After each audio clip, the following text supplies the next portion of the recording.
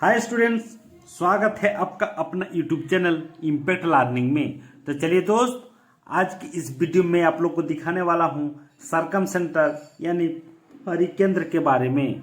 दोस्तों, त्रिभुज के जो 5 सेंटर होता है, पांचों सेंटर के बारे में मैं एक एक करके जिक्र करने वाला हूँ। इसके पहले के वीडियो में मैं इन सेंटर के बारे में आप लोग को भली भांति समझा चुका हूँ। जितने सारे भी उसका बेसिक कॉन्सेप्ट है, सारी चीज़ आप लोग को दे चुका हूँ। अगर वीडियो नहीं देखे तो जरूर आप लोग जाके देख लेंगे।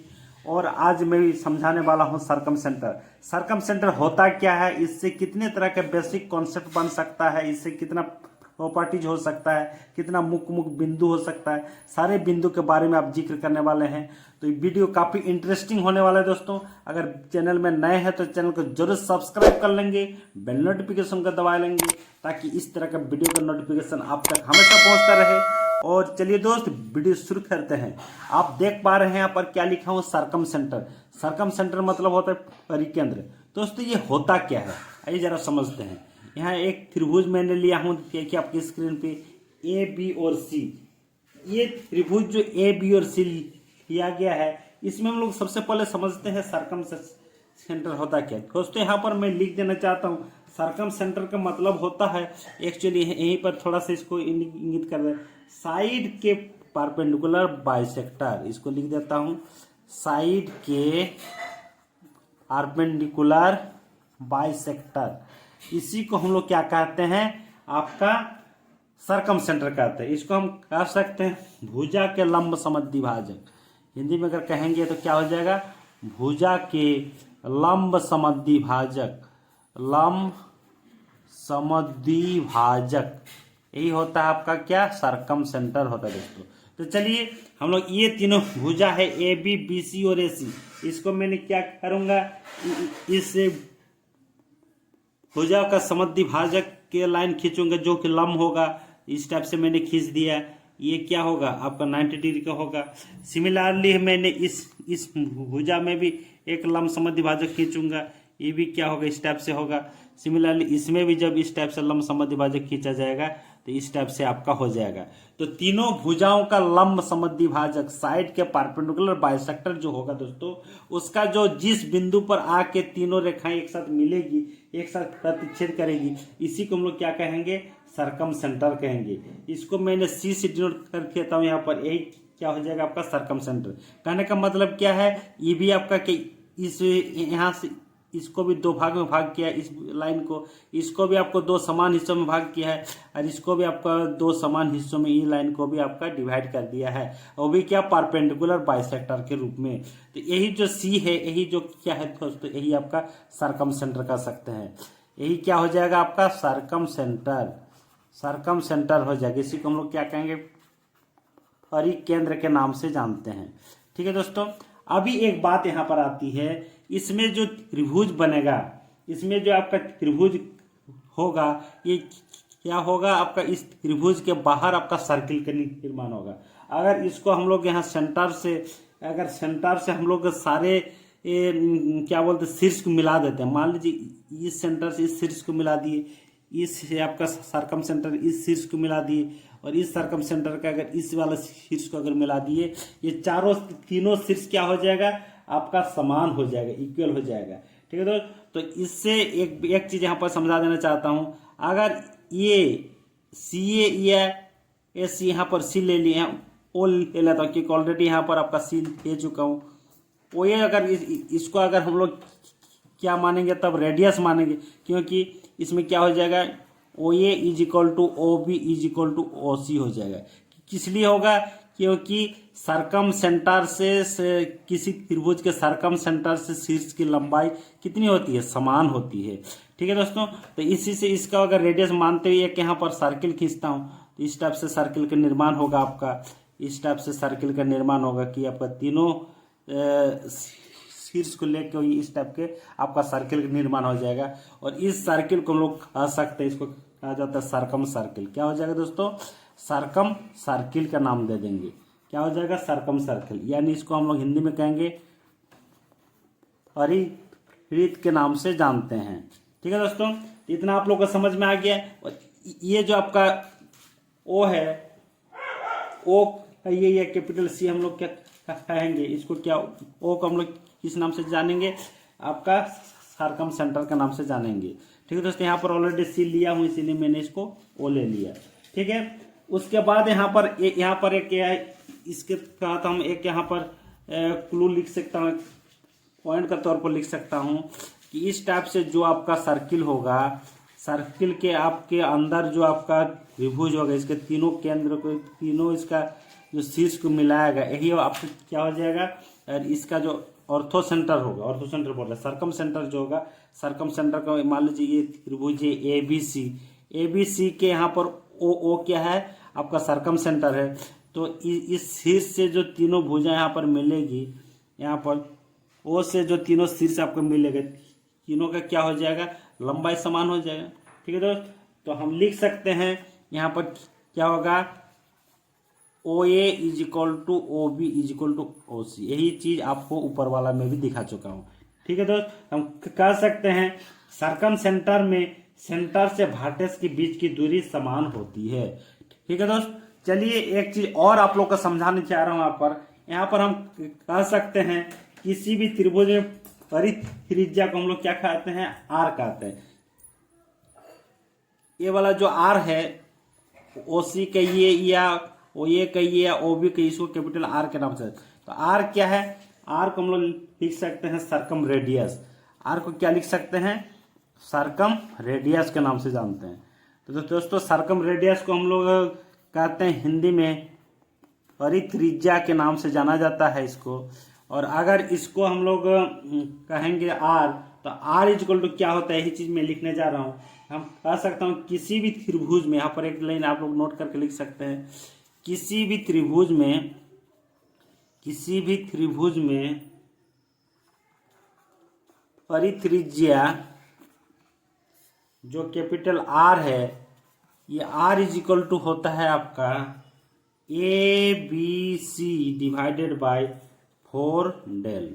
यानी मतलब इसका क्या है, आर आपका क्या है, आर आपका है सरकम रेडियस, यानी सरकम रेडियस का ही सूत्र है। सरकम रेडियस अगर आपको ज्ञात करने के लिए कहा जाएगा तो आपको इसके लिए सूत्र को लगाना पड़ेगा। ए बी सी क्या है, ए बी सी है आपका त्रिभुज की तीनों भुजा है ना। इसको हम लिख सकते हैं साइड्स ऑफ ए ट्राइंगल,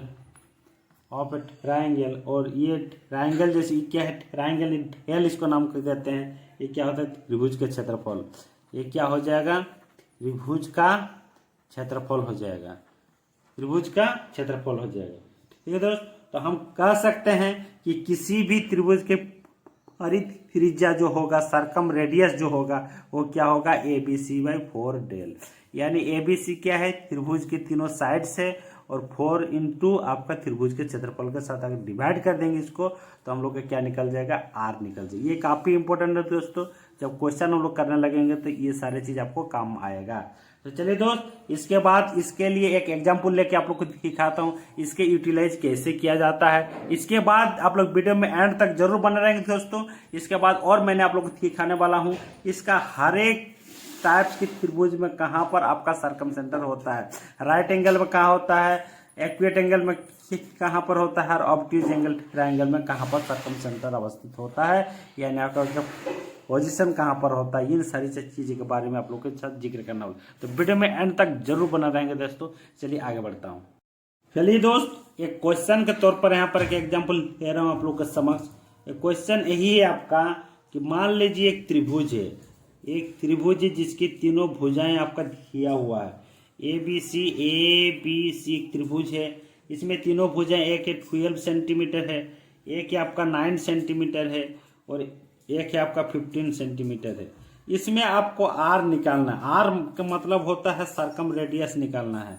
क्या निकालना है, सरकम रेडियस आपको निकालना है। तो सरकम रेडियस क्या होगा, यही चीज आपको निकालना है दोस्तों। इसके आगे मैंने यहाँ पर समझ चुका हूँ कि आर इक्वल टू जो होता है, क्या होता है, ए बी सी त्रिभुज की तीनों भुजा यानी 4 इंटू डेल होता है। ये त्रिभुज का क्षेत्रफल हो जाएगा। तो सबसे पहले हम लोग यहाँ निकालेंगे क्या, त्रिभुज का क्षेत्रफल निकालेंगे। ठीक है दोस्त, तो क्योंकि ये क्या है हम समझ सकते हैं, ये क्या क्या है, ये राइट एंगल ट्राइंगल है, क्योंकि 15 का स्क्वायर जो होगा इन दोनों भुजाओं के स्क्वायर के साम के इक्वल हो जाएगा। इसलिए क्या है, हम कह सकते हैं ये क्या है, आपका राइट एंगल ट्राइंगल है।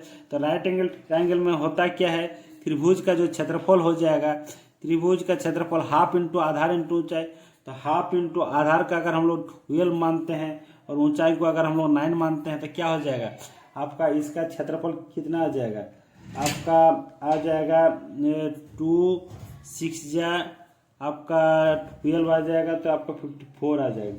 कितना आ जाएगा ये आपका आ जाएगा ये 54, यानी 6 इंटू 9 ही लिख देता हूँ, 6 इंटू 9 ही लिख के रखता हूँ, इतना सेंटीमीटर स्क्वायर हो जाएगा। अभी मैंने निकालूंगा, अभी क्या निकालूंगा, आर निकालना। आर का मतलब होता है सर्कम रेडियस निकालूंगा। तो सर्कम रेडियस निकालने के ABC यानी तीनों भुजाओं का गुणनफल, तो क्या हो जाएगा 12 इंटू 9 इंटू 15 हो जाएगा, डिवाइडेड बाय 4 इंटू क्या हो जाएगा आपके त्रिभुज के क्षेत्रफल हो जाएगा। त्रिभुज के क्षेत्रफल यानी हम 6 इंटू यहाँ पर 9 लिख सकता हूँ। ठीक है दोस्त, तो अभी इसको काटेंगे तो ये 9 9 कट जाएगा, ये 6 दूना आपका क्या हो जाएगा 12 हो जाएगा, या 2 दूना आपका 4 हो जाएगा। दिस इज इक्वल टू कितना आ जाएगा 15/2 आ गया। 15/2 का मतलब आपका 7.5 सेंटीमीटर आपका क्या आ गया, सर्कम रेडियस आ गया, यानी यही आपका क्या हो गया परिकेंद्र हो गया। क्या हो जाएगा ये सॉरी परित्रिज्या हो जाएगा, क्या हो जाएगा परित्रिज्या। तो यही चीज आपको निकालने के लिए कहेंगे। तो अभी भी आपका इस टाइप का एग्जाम्पल से सवाल आ सकता है, तो आपको यही ध्यान देना है, इस टाइप से आपको निकाल लेना है। मान के चलिए कभी कभी क्या हो जाएगा दोस्तों कि आपका ये राइट एंगल ट्रायंगल नहीं होगा, तो हम लोग कैसे निकालेंगे उसका क्षेत्रफल। हम लोग जो हीरोन का सूत्र जानते हैं, तीनों भुजा अगर हम लोग का दिया हुआ रहता है तो हीरोन के सूत्र से हम लोग उसका क्षेत्रफल निकालेंगे। फिर हम लोग R=ABC/4 L इस टाइप से हम लोग उसका सूत्र बैठा देंगे, उसके बाद उसके सोल्यूशन को निकाल लेंगे। चलिए, आई होप इतना आप लोग को समझ में आ गया होगा। अभी हम देखते हैं दोस्तों, अभी देखिए कि एक एक करके हम लोग समझेंगे। पोजीशन, तो ये काफी इंपॉर्टेंट है, position of circum centre. Circum centre अलग अलग त्रिभुज में अगर सर्कम सेंटर रहेगा तो उसका क्या क्या, उसका ये है। मान के चलिए एक लेता हूं मैं एक्विट एंगल ट्रायंगल। क्या लेता हूं, एक्विट एंगल ट्रायंगल। तो एक्विट एंगल जो ट्रायंगल में होगा यानी न्यूनकोण त्रिभुज में जो होगा उसमें क्या होगा, तो यहाँ पर मैंने एक यहाँ पर त्रिभुज ड्रॉ कर लेता हूँ, एक त्रिभुज यहाँ पर मैंने ड्रॉ कर लिया। इस टाइप से आपका एक क्या कर लिए, न्यूनकोण त्रिभुज ड्रॉ कर लिए। ठीक है दोस्त, तो इसमें जो होगा, तो इसमें जो होगा सर्कम सेंटर, तो ये सर्कम सेंटर कैसे होता है, भुजाओं के लंब समद्विभाजक से।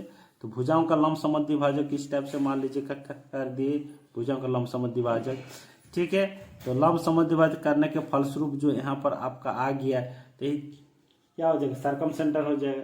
ठीक है, मान लीजिए इसको हम C ले लिए, तो क्या हो जाएगा, तो हम कह सकते हैं इसका जो आपका सर्कम सेंटर होगा तो क्या हो जाएगा, इनसाइड द सर्किल होगा। क्या होगा, इसका इनसाइड द सर्किल होगा।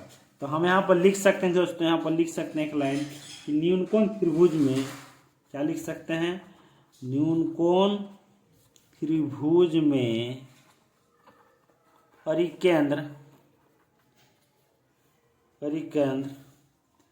त्रिभुज के अंदर स्थित होती है, अंदर स्थित होती है।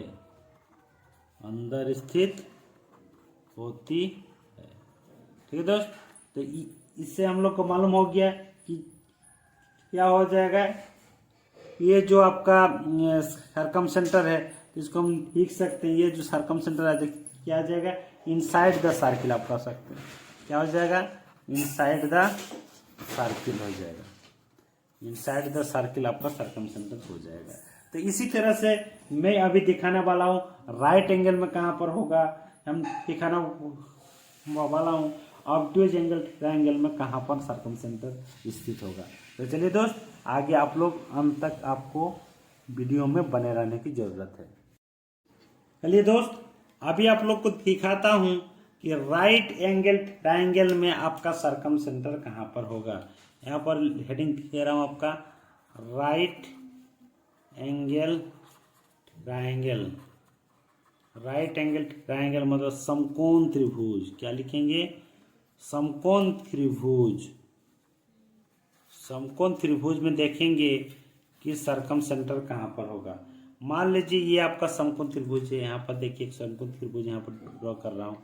ठीक है दोस्त, यहाँ पर देखिए एक समकोण त्रिभुज मैंने ड्रॉ कर दिया। ए बी सी मान लीजिए, ए बी और सी। तो इसका जो होगा, इसका जो लंब समद्वि भाजक रेखाओं का भुजाओं का करेंगे तो इस टाइप से जाएगा दोस्तों, इस टाइप से इसका आएगा। और साथ ही साथ इस भुजा के लिए इस टाइप से होगा। यानी कहने का मतलब है कि तीनों भुजाओं का जो लंब समद्वि भाजक होगा वो क्या होगा? आपका कर्ण पे होगा, हाइपोटेनियस पे होगा। ये आप वो नाम दे देते हैं, यही क्या हो जाएगा? यही आपका क्या है? परिकेंद्र है। यही क्या हो जाएगा आपका? परिकेंद्र, यानी सरकम सेंटर यहाँ पर हो जाएगा। क्या हो जाएगा दोस्तों? सरकम सेंटर हो जाएगा। तो हम कह सकते हैं कि समकोण त्रिभुज का परिकेंद्र कर्ण के मध्य बिंदु होती है। समकोण त्रिभुज का जब परिकेंद्र होता है, ये जो कर्ण है ऐसी के क्या हो जाएगा? आपका मध्य बिंदु होता है। यानी यहाँ से यहाँ तक का ए ओ और ओ सी का लाइन यहाँ पर आपका इक्वल होगा, क्योंकि लंब समद्वि विभाजित किया हो। इस रेखा का लंब समद्वि विभाजित किया है तो इस भुजा के साथ समान होगा, और इस रेखाओं का लंब समद्वि विभाजित किया हो तो इसके साथ इसका आपका समान होगा। तो हम कह सकते हैं, आपको यही याद रखना है कि राइट एंगल ट्रायंगल में जो होगा सरकम सेंटर आपका हाइपोटेनस के मिड पॉइंट होगा, हाइपोटेनस के मध्य बिंदु पर होगा। ठीक है दोस्त, चलिए एक तीसरा मैंने पॉइंट, थर्ड पॉइंट में यहाँ पर दिखाने जा रहा हूँ कि ऑब्ट्यूज एंगल ट्रायंगल में यहाँ पर लिख दे रहा हूँ ऑब्ट्यूज एंगल ट्रायंगल। दोस्तों ऑब्ट्यूज एंगल ट्रायंगल यानी अधिक कोण त्रिभुज में आपका सरकम सेंटर कहाँ होगा? अधिक कोण त्रिभुज में आपका सरकम सेंटर का स्थिति कहाँ पर होगा? तो अधिक कोण त्रिभुज यहाँ पर कहता हूँ इस टाइप से दोस्तों, इस टाइप से देखेंगे आप लोग। ये मान के चलिए अधिक कोण त्रिभुज है, ठीक है, ये आपका क्या है? अधिक कोण त्रिभुज है। तो इसमें जो भुजाओं को लंब समद्वि विभाजित करेंगे तो इस टाइप से क्या आएगा? इसका भी क्या होगा? इस टाइप से होगा, और इसका भी आपका क्या होगा? इस टाइप से भुजाओं का लंब समद्वि विभाजित होगा। ये यहाँ पर लंब है, ठीक है, ये यहाँ पर लंब है, ये यहाँ पर आपका लंब है। ठीक है दोस्तों, तो इसका जो इस ऑब्ट्यूज एंगल अधिक कोण त्रिभुज का जो सरकम सेंटर होगा यहाँ पर नाम देता है ओ, इसका जो सरकम सेंटर होगा दोस्तों वो क्या होगा? त्रिभुज के बाहर होगा। इसको हम लिख सकते हैं, यही क्या है? सरकम सेंटर है। यही क्या है? आपका सरकम सेंटर है, यानी परिकेंद्र है। क्या है दोस्तों? परिकेंद्र यही है। हम कह सकते हैं कि अधिक कोण त्रिभुज का सरकम सेंटर क्या होगा? त्रिभुज के बाहर स्थित होगा, त्रिभुज के बाहर स्थित होगा। तो आई होप आप सभी को इतना तक समझ में आ गया होगा। एक और मैंने यहाँ पर क्लू पॉइंट लेना चाहता हूँ, ये भी काफ़ी इम्पोर्टेंट दोस्तों। ये जो यहाँ पर देखेंगे राइट एंगल ट्रायंगल की बात कर रहे हैं, यहाँ पर लिख देता हूँ राइट एंगल ट्रायंगल यानी समकोणिक त्रिभुज। ट्रायंगल समकोण त्रिभुज में क्या होते थे दोस्तों? यहाँ पर ध्यान देंगे, ये मान लीजिए क्या है? आपका समकोण त्रिभुज है। ये क्या है? आपका समकोण त्रिभुज है। ठीक है सर, तो इसमें क्या होगा? इसका जो आपका यहाँ पर हम कह सकते हैं इसका जो सरकम सेंटर होगा, इसका जो सरकम सेंटर होगा, मान लीजिए आपका सरकम सेंटर के यहाँ से यहाँ मैंने एक ये कर लेता हूँ, तो ये सरकम सेंटर अगर सील ले लेता हूँ तो ये क्या हो जाएगा? आपका कैपिटल आर, ये भी क्या हो जाएगा? वो कैपिटल आर हो जाएगा। ठीक है दोस्त, इसको अगर इस टाइप से मैंने एक त्रिभुज का यहाँ पर दे देता हूँ, यहाँ त्रिभुज हुआ नहीं, त्रिभुज जैसे आपका होगा, तो आर इजक्वल टू इस आर इजक्वल टू क्या हो जाएगा? आपका हाइपोटेनस का आधा हो जाएगा। ये जो आर होगा ये क्या हो जाएगा? हाइपोटेनस का आधा हो जाएगा। ठीक है दोस्त, ये क्या हो जाएगा? हाइपोटेनस का आपका आधा होगा। तो हम कह सकते हैं कि समकोण त्रिभुज में सरकम की त्रिज्या हम ऐसा कह सकते हैं, समकोण त्रिभुज में परिवृत्त की त्रिज्या कर्ण की आधी होती है। तो यहाँ पर एक लाइन में यहाँ पर आप लोग को याद रखने के लिए लिख सकता हूँ, कि समकोण त्रिभुज में परिवृत्त की त्रिज्या कर्ण की आधी होती है, कर्ण की आधी होती है। ठीक है दोस्त, कर्ण की आधी होती है। तो इस तरह से समझ के जितने सारे भी कंडीशन ये सारे कंडीशन आप लोग को समझा दिए कि किस टाइप से सरकमसेंटर होते हैं। इसके बाद मैंने दो खास एग्जाम्पल के तौर पर आप लोग को लूंगा क्योंकि दिखाना चाहता हूँ किस टाइप से इसका क्वेश्चन आ सकता है, मोटे तौर पर ऑब्जेक्टिव क्वेश्चन में कैसे आपका सवाल पूछा जाता है।